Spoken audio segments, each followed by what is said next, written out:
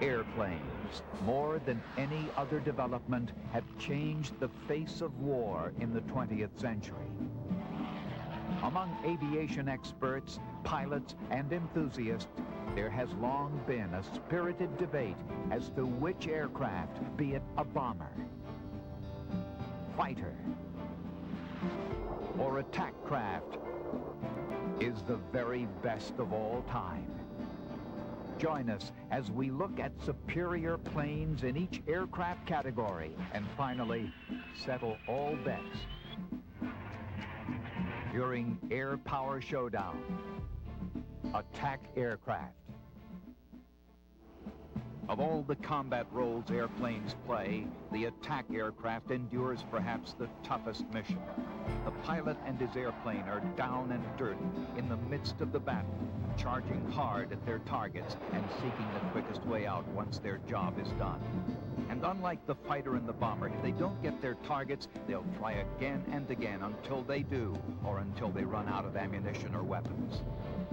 And then, after an hour or two of that, they'll refuel, reload, and go back into battle, flying sometimes 2, often more missions in one day.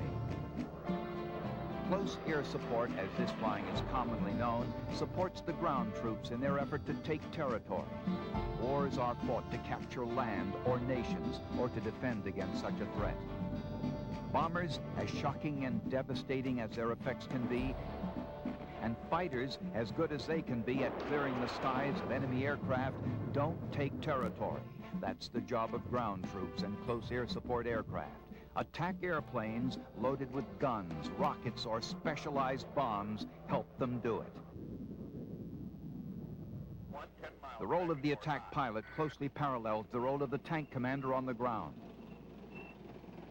The attack pilot, often in an armored airplane, is assigned targets or prowls for enemy threats, artillery, armored vehicles, mobile missiles, or troops. They are directed to destroy specific enemy assets on the battlefield, roads, bridges, or communications facilities.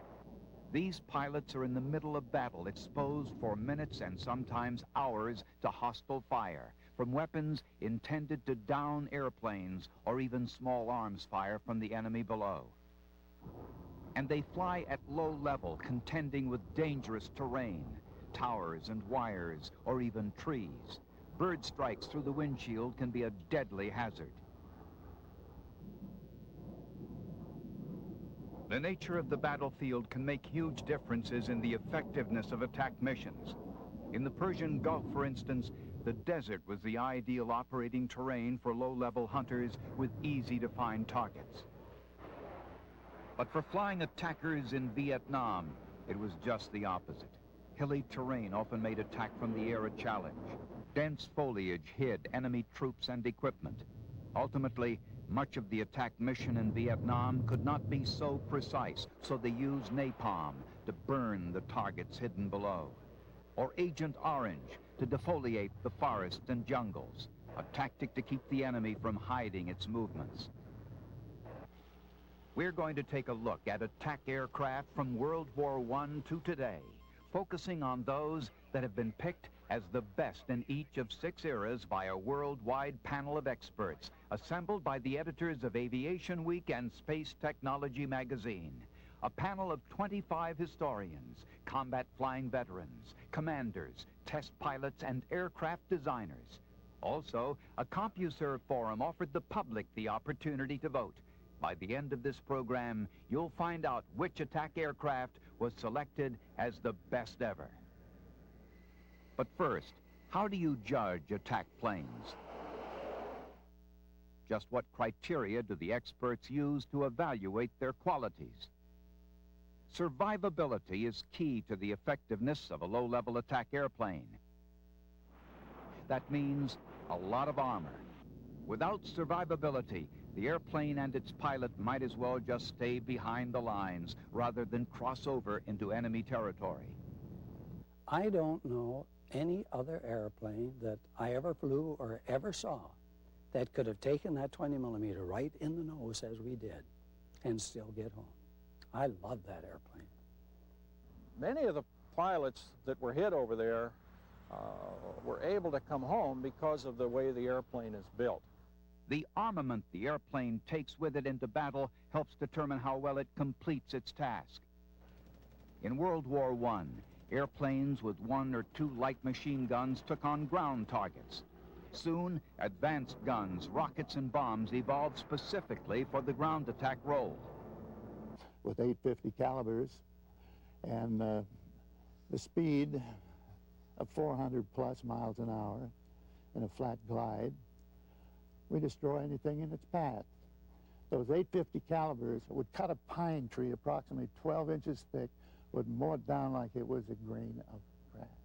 It had the capability of taking the tanks out, which is what we have with a 30 millimeter. We just don't have a couple hundred rounds. We have 1,150 rounds that we can shoot, and that alone is a weapon that can tear up a lot of metal. Armament is useless without accuracy. In modern warfare, strike aircraft carry weapons directed by computers and guided by lasers and other electronics, and the pilot aims with elaborate cockpit or helmet instrumentation. The beauty of the A-10 is we've got a lot of ordnance that we can carry. And then when it comes time to release the ordnance, we've got some precision stuff. We carry the Maverick missile, which is a very accurate weapon, and then the thing everybody that flies the A-10 likes the best is the gun, and that's about as precise as it gets. The endurance of the airplane, the amount of time it can range across the battlefield before having to return to base for refueling is a measure of its potential. The A-1 in the Vietnam War had the same advantages it had over other aircraft that it had in the Korean War. It had the range, it had the ability to loiter, could stay on station for a long time, provide support to any group, and remain there and help those people fight the war. Ultimately, what was the airplane's effect on the ground war? Just how well did attacks from this airplane stop or hamper the enemy? Was the airplane available to be employed when battle commanders needed it? And did the pilot get the job done and come back alive? If a target happened to come up, a target of opportunity, no matter what it was, we generally had the ordnance mix that we knew we could tangle with it and come out winning with the thing. Never felt apprehensive about it. Always felt like we had the aircraft and the weapons mix to be able to perform the mission and get us back. Now let's look at the top attack aircraft in each era. The first era, 1910 to 1925. Specialized attack airplanes evolved only in the final year of World War I. Pilots of machine-gun-armed reconnaissance planes and reconnaissance escorts found they could harass ground troops with their guns and with grenades or small mortar bombs dropped by the observer. Aiming guns and sighting the bombs was still a crude affair, but the stage was being set. The nominees for Best Attack Airplane of this first era of flight are Sopwith TF-2 Salamander, TF for trench fighter. It was one of the first with armor, 650 pounds worth, surrounding pilot and fuel tank. Halberstadt CL series. It had the lines of a fighter, the punch of a bomber, and a gunner-observer who handled the bombs, grenades, and machine guns. Junkers J-1. Entering service late in the war, this was the first all-metal airplane and featured a chrome nickel steel case around the engine and crew. The best attack aircraft of the World War I era. The Halberstadt CL series airplanes. Germany was the first to deliver dedicated attack airplanes into battle. And the Halberstadt CL-2, developed from an escort mission aircraft, was the first. It was light, made of wood and fabric, but it had the right features. 2 fixed Spandau 7.92 millimeter machine guns pointing forward, and a parabellum machine gun for the observer. It carried grenades or small 22-pound bombs, which the observer dropped by hand. It could fly for 3 hours at a time, unusually long for airplanes of the era. Peter Gross is an historian who has chronicled World War I German aviation. Reconnaissance missions turned out that these were very effective as low-level attack, and you might say like fire engines. They'd say, well, we have a little machine gun nest up here or an artillery position, won't you come over? And they'd go over and they'd pepper it with with machine gun fire and hand grenades. Peter Kilduff is another World War I historian who interviewed pilots and crew members from the era. I knew a German observer by the name of Oskar Bechtle who flew in Halberstadts, and he told me one time that they used to fly very low to the ground to perform their close air support mission. And I asked him once, how low did you fly? And he said, as low as we had to fly. I said, well, how did you know when you were flying low? And he said, when we would look up and see telegraph wires. That's when we knew we were low. The interesting thing about these airplanes is that the losses incurred by these squadrons, as far as I've been able to read in German military documents, the losses were relatively light. So either they were very swift in the air, and the Allies had difficulty in shooting them with machine guns or rifles. They didn't give them enough lead time. Anyway, you'd think that flying at 500 feet or 1,000 feet above the lines would be dangerous. The point is, these planes were quite tough, and survival rate was high. So the Halberstadt was certainly a marvelous little airplane. And I've sat in one of those, and I can tell you, you know, the cockpit is like this. I mean, and it's just a little tiny, thin layer of plywood. I mean, there's no feeling of safety in this plane at all. And you have to admire the people who went up in those airplanes. I once talked to Oskar Bechtle and asked him about ground fire. The Halberstadt was not an armored airplane, so he took a precaution of his own. And I said, well, what was the precaution you took?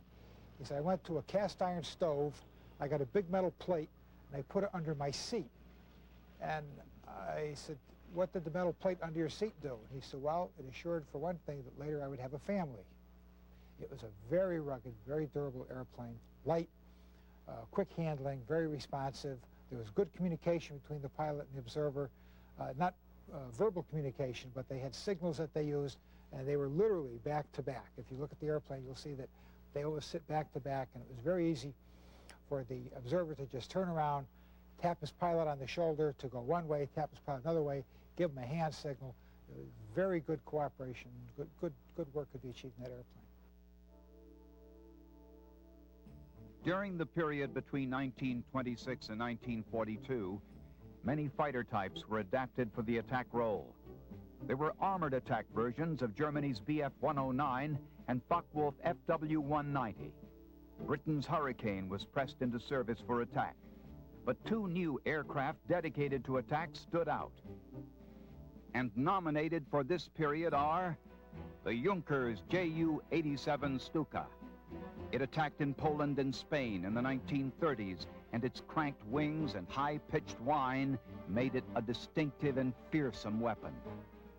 Douglas A-20 Havoc. It carried up to 8 nose-mounted half-inch machine guns plus bombs at speeds of nearly 350 miles per hour. The winning attack airplane from this era, the Junkers Ju-87 Stuka. Of all airplanes in the early part of World War II, this one, the Stuka, brought more terror to Germany's enemies than any other. And the whole concept of ground attack and the idea of having ground attack support infantry never left the Germans. The Stuka was designed specifically to attack, to support attacking ground troops.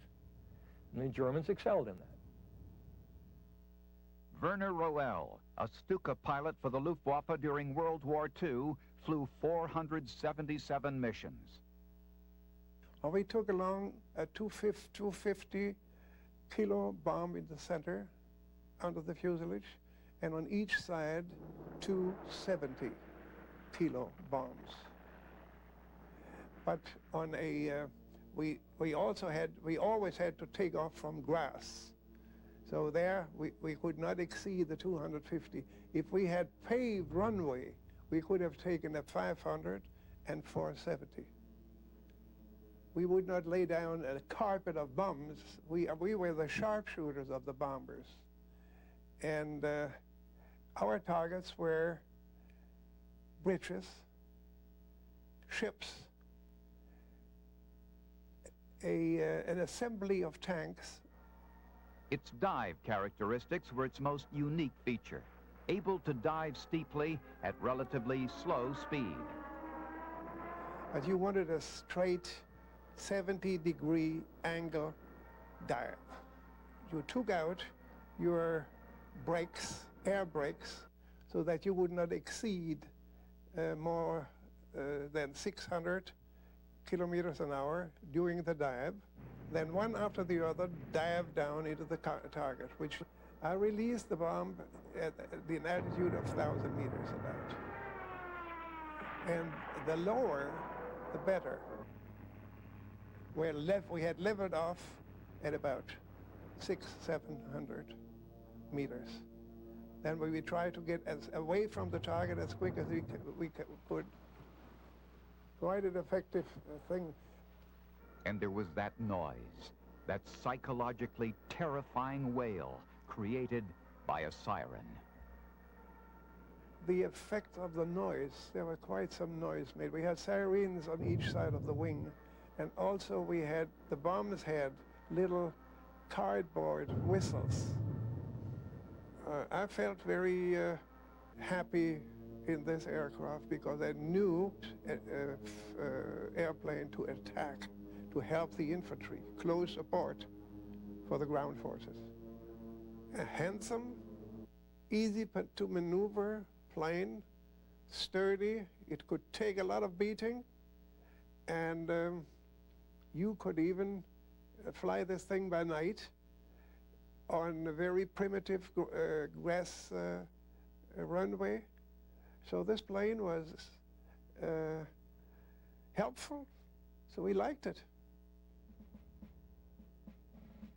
The next era of wartime attack aircraft, 1943 to 1946, included the most ferocious battles of World War II, when the industrial heart of every warring nation was devoted to creating more and better machines for battle.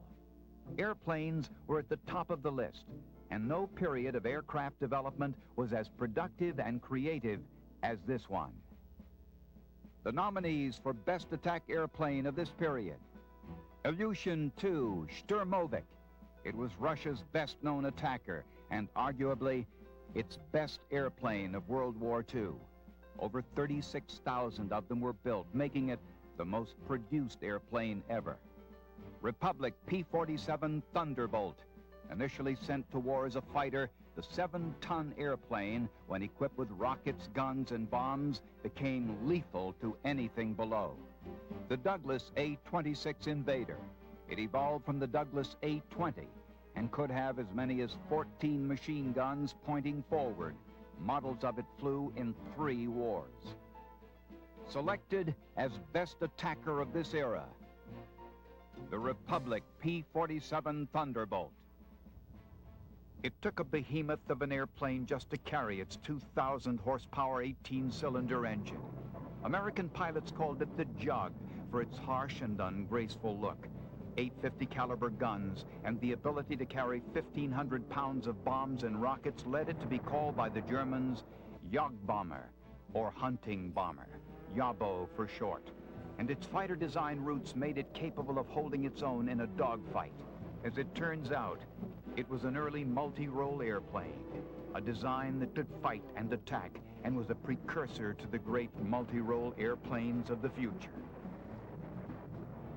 Quentin Annenson trained with the Army Air Forces in 1943 and flew combat for the next 2 years. The first time I walked up to that P-47 Thunderbolt, I was at Harding Field, Baton Rouge. I had just been commissioned from Luke Field. And when I walked up to that airplane, I couldn't believe the size of this thing. I've never seen anything this big or this impressive.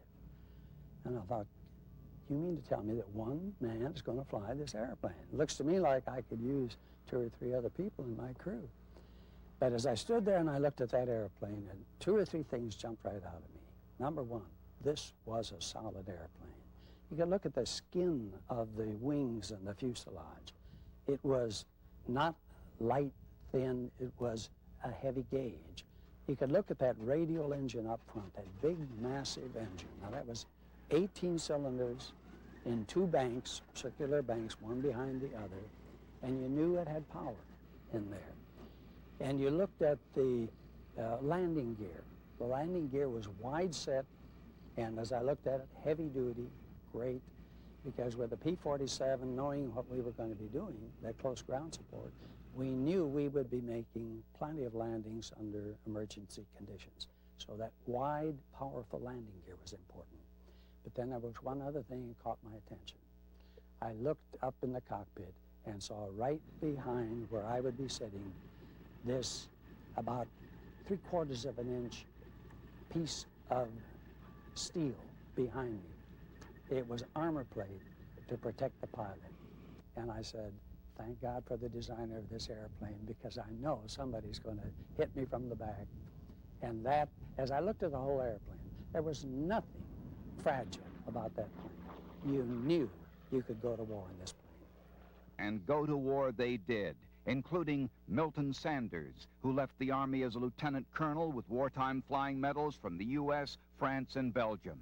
The 51s had longer range. They put them with escort and put us in the dirty work down on the treetops. So from there on, it was mostly treetop work. And that we did very nicely. And as one group commander said, you know, he said, that P-47 is the best 500-mile or 400-mile-an-hour tank buster we have ever seen in this area. Now, our bullets would not penetrate the tank itself, but on a hard road, which the tanks had to be on, we could ricochet underneath, go up their induction system, and then we'd take care of the crew as they crawled out the top.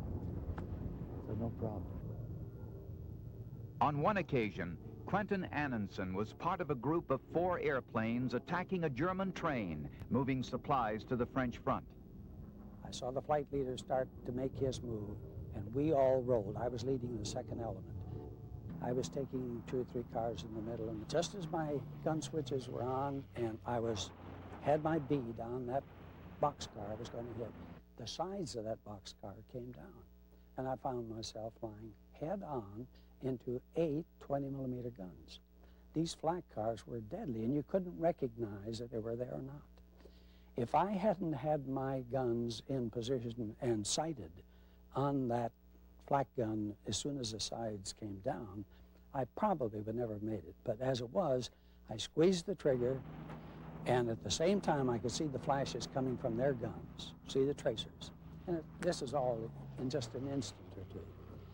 And as my bullets hit the flak gun on the right, it's a multiple 4 guns there, and blew the gunners off their seats, at that instant I heard this terrible bang, and I took head on. I took a 20-millimeter. Now, I didn't know how bad the damage was. I didn't know if I was going to be able to keep flying, but the engine sounded terrible.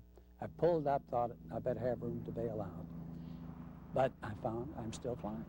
So I pulled off that target and headed as fast as I could back to the base.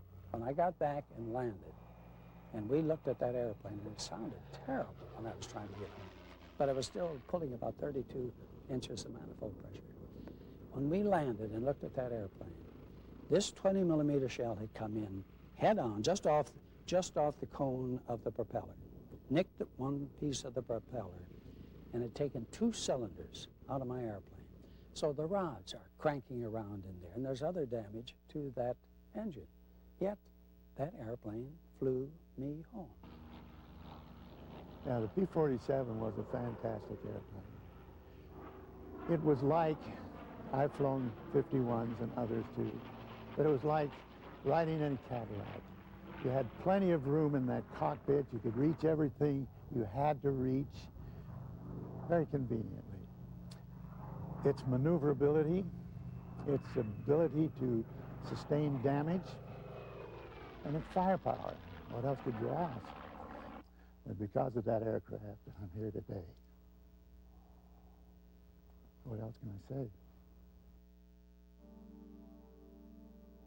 The 4th era of fighting planes is 1947 to 1960. This era was dominated by developments rooted in the attack successes of World War II. And suddenly, by 1950 and 51, close air support was needed in a new part of the world, Korea. The attack aircraft nominated are the Douglas A-1 Sky Raider. It first flew at the end of World War II, but was still considered a better close support airplane than the more modern jets. The Grumman F-9F Panther flew off carriers for the Navy, carrying 4 20mm cannons and 2 1,000-pound bombs and 6 rockets into battle in Korea. Dassault Mystère 4. Israel, with 60 of the French-built Mystères, used them frequently in their conflicts with Arab states. The winner, the Douglas A-1 Sky Raider. For attack, speed isn't necessarily a strength, and the prop-driven Sky Raider proved that its slow, accurate delivery of weapons made it particularly effective in Korea and later in Vietnam. It could, at low power, fly for up to 10 hours. Paul Hollingsworth, the naval aviator, flew 257 A-1 missions in Vietnam during 1965, 66, and 67. This airplane is the culmination of all the propeller airplanes that were built, all the lessons that were learned during WW2, and this airplane has all of those embodied within it, and it was used in almost all the missions.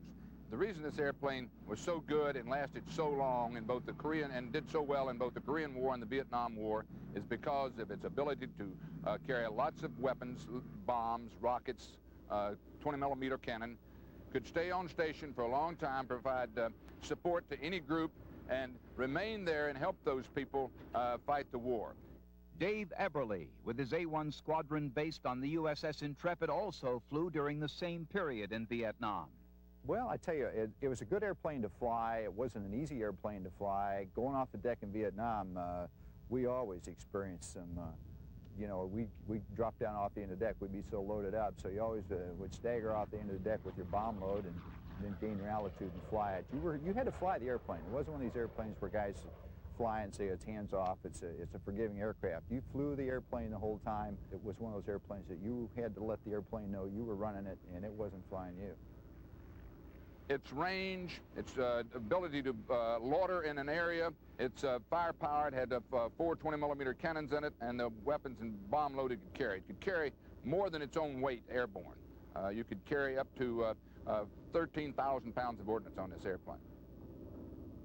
We normally had, when we were doing strikes up north, we'd load up with a mix of bombs and rockets. And the targets we were looking for up there were, if they were strike targets, they were normally bridges, they were railroad marshaling yards, truck convoys, trains.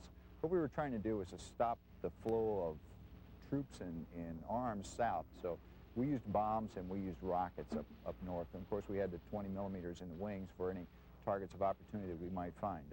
We never came back to ship with ordnance, and we wanted to use everything. Once we hit our strike target, that lingering time allowed us to find a target of opportunity if we could. But that's mostly what we were after, is to knock down bridges, trains, supply lines. If, while airborne, you got a call that there was some other target that was more vital, a train, troops in combat that needed assistance, the airplane would then be diverted to those targets.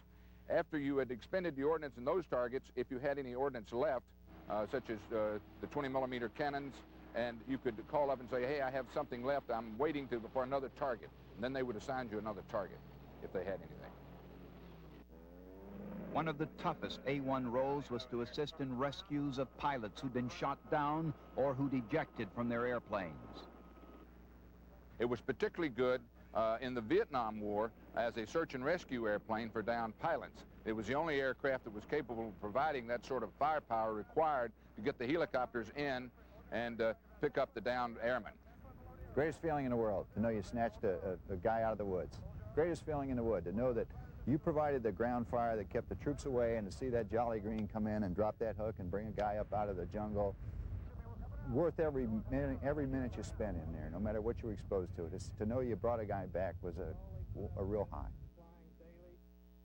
This airplane is the love of my life. I've flown about 25 different airplanes, and this is the one I've probably enjoyed flying the most. I certainly have the most hours in it. I felt very uncomfortable when it went away. I felt very sad that the airplane finally outlived its usefulness. And yes, it's time for it to go because it's old and slow, but it sure was a hell of an airplane at the time. Yeah, emotionally tied, you bet. It was a plane that I think it's a piece of my life and always will be. The next era, 1961 to 1970, changed the face of attack planes. Jets first came into prominence in a close support role. And for American aircraft confronting the war in Vietnam, the hills, dense forests, large geographical area to be covered, combined with the threat of surface-to-air missile fire, put these new designs and their pilots to the test. The aircraft specifically designed for and dedicated to attack that are nominated from this era are the McDonnell Douglas A-4 Skyhawk. They carried more bomb tonnage in Vietnam than any other carrier-based type. Small and maneuverable, it picked up the nickname Scooter. The Grumman A-6 Intruder, designed for deep strike and packed with electronics to assist in its missions, its hallmark was low-level, night, bad weather attack. The Republic F-105 Thunder Chief. It was called the Thud and could deliver bombs at very high speeds. In Vietnam, it went after anti-aircraft missile sites. Winning for this era, the McDonnell Douglas A-4 Skyhawk. The A-4 evolved as the Navy's primary attack aircraft after 1960 and remained in service for more than 3 decades. It had 2 20-millimeter cannons and could carry over 9,000 pounds of bombs. With a lighter load, 4,000 pounds, it could attack over 300 miles away from its ship. Of the carrier-based models, the small, maneuverable Skyhawks dropped more bombs and flew with more squadrons than any other type. David North, a Navy A-4B pilot. His first mission into North Vietnam was to attack an ammunition dump. So we're going down the valley, and there's 6 of us, and we're weaving at about 3,000 feet. Didn't want to get below 3,000 feet because you were in a small ground fire. So we're about 3,500 feet. We're weaving back and forth, and all of a sudden, the whole sky opened up, and it's blue, it's yellow, it's black, which is all different types of AA coming from the North Vietnamese. We get out, we hit our target somewhere close to it, go back to the ship, and said, wow, that was, you know, for our first mission up north, that was a lot of anti-aircraft. And the intelligence officer said, yeah, I meant to tell you that. That's the North Vietnamese training area for their AA gunners. And I said, all I can say was, I'm glad there were students, because we would have been in deep trouble otherwise. Walt Ulrich, a carrier pilot, also flew missions over Vietnam. Some of the carriers had the later model A4s that were flying day and night. And if you flew a couple of day missions and a night mission, you were a mighty tired puppy. This was hard on a guy. The North Vietnamese knew where our targets would be and where the choice targets would be. So they would put hundreds of guns around these areas, especially in the areas around their big bridges and in the areas further north towards Hanoi. So it was always very, very interesting for the Skyhawk pilots. They probably faced more guns and flak than anybody in history over there. It was unbelievable. You never really flew a straight line over North Vietnam. You were always moving a little bit, changing your altitude if you could. We would climb up maybe to 14,000, 15,000 feet initially and cruise in as fast as we could. And maybe 350 knots or so with a loaded airplane, maybe 400. And the object was to pick up speed as you neared the coast and to coast in as fast as you could. And go to your target, and it's more or less a descending type of an approach. The airplane was very survivable. Many of the pilots that were hit over there were able to come home because of the way the airplane is built. There were holes in the wing of some of these gentlemen where you could stand 2 people up inside the wing there. And the holes were like this, and yet the airplane would fly back. I did take one hit up north near Vin on a strike, and it went through the flap. I think it was a 37 millimeter that didn't go off, fortunately for me. But I always felt comfortable about the A4 because I knew it would get me back. And I think that most pilots who flew it, it did do very well. It was a fun airplane to fly as a pilot. It was reliable. In my 2,500 hours, I lost one engine once, and that was a fuel control that I was able to switch. I had one hydraulic failure, and that was it. So it was a very reliable airplane. It could carry a lot. It was small. It was agile. No, I think that in its time, I mean, its time is gone by now, but in its time, it was the best attack airplane going. The airplane was absolutely super. I think the pilots enjoyed flying it.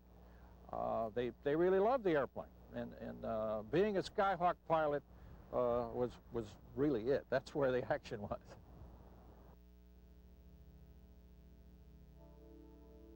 The current era for attack aircraft, from 1971 to the present, resulted in the development of two distinct types of attack aircraft.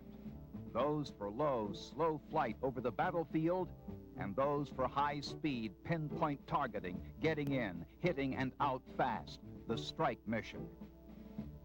3 aircraft were nominated as best of this period. British Aerospace Harrier. This vertical takeoff and landing jet is also made by McDonnell Douglas for use by the United States Marines. Fairchild A-10 Thunderbolt II.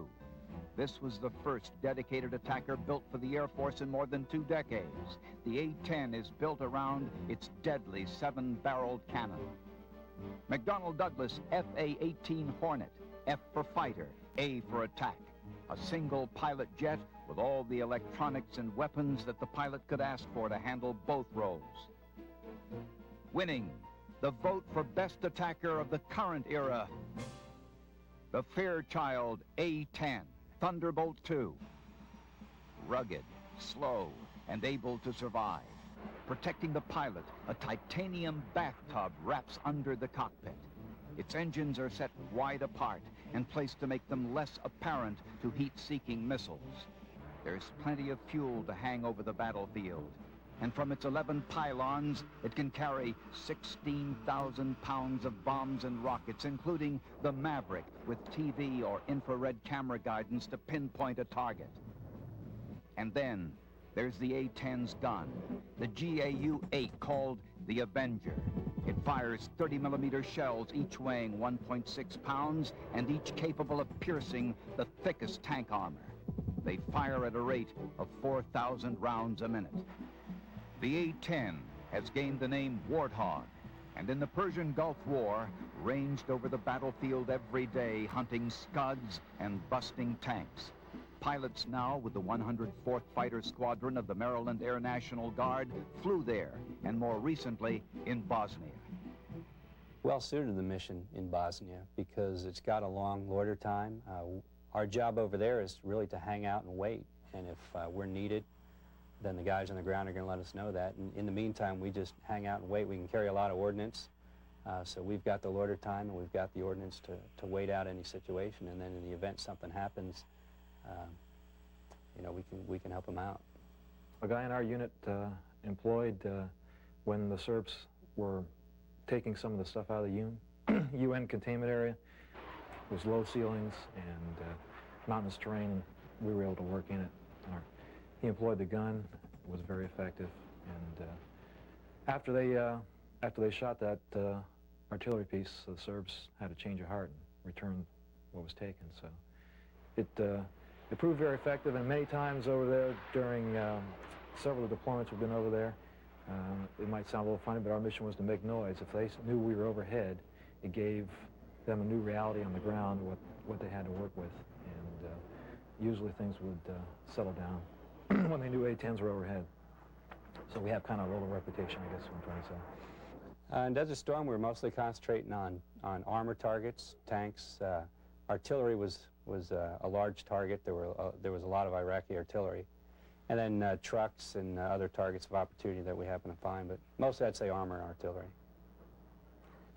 I think the gun for the missions that we fly these days, both in Desert Storm and in Iraq, is an excellent weapon because it can pinpoint a target like no other weapon, really. It's surgical. You know, we find the target that we want to hit, and now with the improved avionics that are in the A-10 that help us target, we're relatively sure we can take that target out. It's a very easy airplane to fly. It's very hard to, as we say, bite yourself. It's very true, and it talks to you well. What I mean is you don't find yourself in an unexpected situation. If you get yourself in trouble, you should have seen it coming. It's got a big old stick. We kind of call it the last genuine stick and rudder airplane still flying. Underpowered at times, temperature dependent, and how much your bomb load is really affects the aircraft performance. But on a cool day with a moderately light bomb load, it's a real pleasure to fly. Somebody designed an airplane really well for the attack mission. And the attack mission, unlike the strategic strike, you're going to be exposed to a lot of small arms, medium arms, and the smaller surface-to-air missiles. They designed it to take punishment and to get the guy home. Yeah, we had a lot of confidence in the airplane. I chose to stay with the A-10 because the A-10 is going to be involved. If anything happens anywhere, the A-10's the workhorse, and it's gonna be involved. I like that about it. Oh, I love the airplane.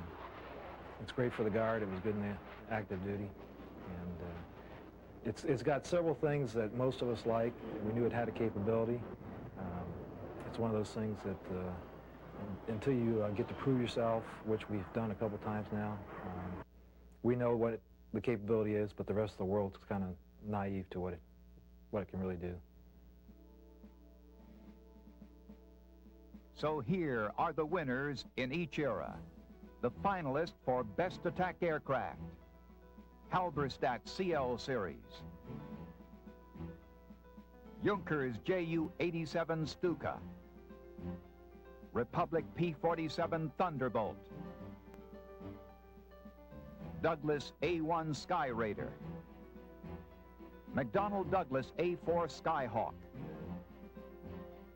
Fairchild A-10 Thunderbolt II, and the overall winner, the best attack aircraft of all time, the Republic P-47 Thunderbolt. For its time, it was by far the best attack aircraft. The Jug put more bombs and bullets on target during World War II than any other American or British single-engine attack airplane. And how did it meet the criteria to become the winning aircraft? Survivability. At 7 tons, with double thick skin, extra armor in key areas, and an 18-cylinder air-cooled engine, the P-47 was not easy prey. Pilots who flew severely shot-up Thunderbolts home swore they'd never fly another aircraft in combat. P-47s went on 423,435 sorties during World War II and suffered only 3,077 losses, less than 1%. Endurance was not a big factor in the European theater since temporary airfields moved along the battle lines. Nonetheless, when called for, the P-47 could fly for 4 to 5 hours at a time. Armament. 8 50 caliber guns and the ability to carry more than 1,500 pounds of rockets and bombs gave the Thunderbolt pilot the right option for the target. Armament is nothing without accuracy. Because the aircraft was essentially a flying tank, it could push closer to its targets and take more time to aim. Its shooting distance was usually only a few hundred yards. Its effect on the ground war: most of the 9th Air Force's attacks in World War II came from P-47s. The record: over 61,000 trucks and troop vehicles destroyed, over 8,000 tanks taken out, 8,400 locomotives and 94,000 rail cars decimated, 5,000 artillery nests, and 688 bridges. And on one occasion, P-47s were the sole attackers against a battalion of German troops. The P-47s strafed and bombed until the Germans surrendered to units of the 9th Air Force. The first time in history that an air group has forced 20,000 German soldiers and all their equipment to surrender. The first time in history that this has ever happened without ground support. And our 406 fighter group, the 9th Air Force, did it. Historians agree that the P-47 was the tool that gave General Patton and his armies what they needed at the time to push the Germans back and wrap up the war in Europe. When the breakout of Normandy came, we were told that our job was to protect the right flank of Patton's armored divisions. Now you think about that. Normally, armies have to protect their flanks and they have to move into position. But we from the air, the Thunderbolt pilots, were to protect his right flank. We could have walked on air. We felt so proud of our assignment. Well, I can't think of anything that came close to the low-level work capability of the P-47 Thunderbolt. It could do things that I haven't seen any other plane do in such a total capability of performing that it just was mind-boggling to see what this could do. I would say definitely the P-47 Thunderbolt was the best attack airplane of all time. When you went into combat with that airplane, you knew you were going into a very deadly world. But the degree of confidence that you had in the airplane was so strong that it let you do your job with greater aggressiveness and press the attack home. As a result of all this, I feel literally that if I had not been flying the P-47 Thunderbolt in the war I was fighting, that I wouldn't be here today. I think it saved my life. And I think 90% of the close support Thunderbolt pilots you talk to will say that same thing. To begin to get a glimpse of the future of ground attack airplanes, take a closer look at derivatives of current fighters. The F-16 and F-15, for example. The McDonnell Douglas F-15E Strike Eagle and its weapons proved their attack capabilities in the Persian Gulf only a year after squadrons started flying it. One of the most deadly devices available on the E model is called the Lantern System for low-altitude navigation and targeting infrared for night. For navigation, the system allows the pilot to pick a route at low altitude in total darkness. The weapons officer who sits behind the pilot picks out targets with a laser designator, in effect a pointer. After release, a laser-guided bomb follows the laser spot to the target. With such capabilities, anything that can be seen or recognized by an infrared sensor can be hit. Near the end of Desert Storm, as thousands of Iraqi troops fled Kuwait, General Buster Glosson, now retired, who directed air operations, desperately sought a way to go after them. And the weather at that time was between 300 feet and 1,500 feet, light mist, and very difficult to stop a column of vehicles trying to escape north back into Iraq. And so those fighter pilots that took off from the base in Saudi Arabia, the F-15Es from Seymour Johnson, North Carolina, they went under the weather and did that mission that night. It was certainly one of the high points, but also the most tense moments of the war for me. In the near future, the F-15E, as well as F-16s that can be similarly equipped for ground attack missions, and the F-A-18 will remain key to high-speed, low-level strike. And certainly, the F-117A stealth fighter, with its capability to fly undetected by radar to a target, can be a key player despite its limited bomb-carrying capability. And for close air support, assisting troops on the battlefield, the A-10, the Air Force says, will be around for at least another 2 decades. General Joseph Ralston is the Air Force member of the Joint Chiefs of Staff. Well, first of all, the A-10 is our primary close air support airplane, and I believe that as far as we can see into the future, we will have the A-10 flying. But ultimately, it'll be replaced by the Joint Strike Fighter. I think the Joint Strike Fighter will be our primary multi-role airplane for the 21st century. It will replace the F-16 for the Air Force, replace the A-10 at some time, and we'll replace at some point the Harrier for the Marine Corps. It'll replace the F-18 for the Navy. I think the Joint Strike Fighter will be in the fleet late in the first decade of the 21st century, sometime between 2007 and 2010. It will be our primary multi-role aircraft. It will be a very maneuverable airplane. It should have a high degree of stealth technology involved. It'll be able to drop air-to-air or air-to-ground ordnance and shoot air-to-air ordnance.